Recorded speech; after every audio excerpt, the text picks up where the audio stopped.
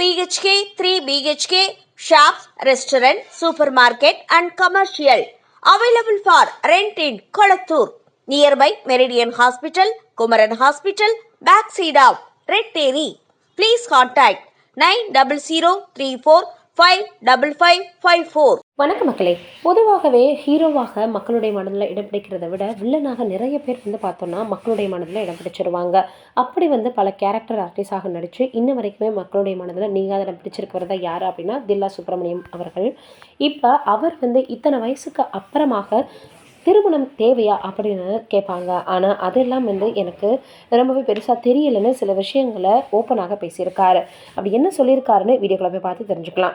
ரசிகர்கள் மத்தியில் மிகுந்த வரவேற்பை பெற்ற ஒரு நெடுந்தொடர் எது அப்படின்னா குளங்கள். இதில் பலர் பார்த்தோன்னா பார்ட் 2 எப்போ வரப்போகுது அப்படின்னு இன்னமுமே கேட்டுட்டு தான் இருக்காங்க.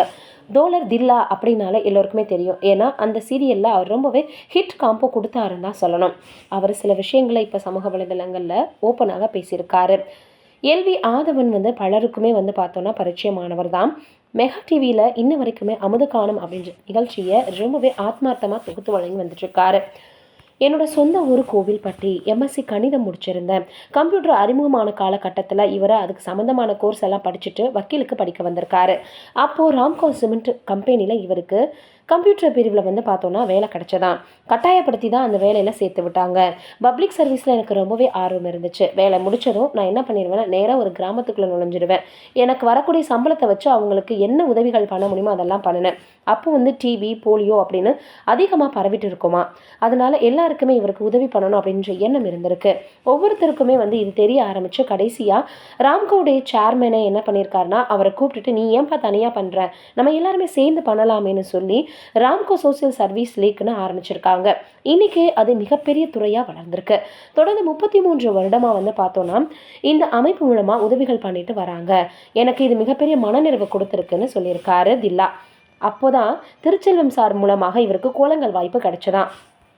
சர்வீஸை எடுத்து பண்ணுறதுக்கு நிறைய ஆட்கள் இருந்தாங்க. அதனால் சீரியல் நடிக்க ஆரம்பித்தேன். என்னுடைய ட்ராவல் இப்படி தான் போச்சு.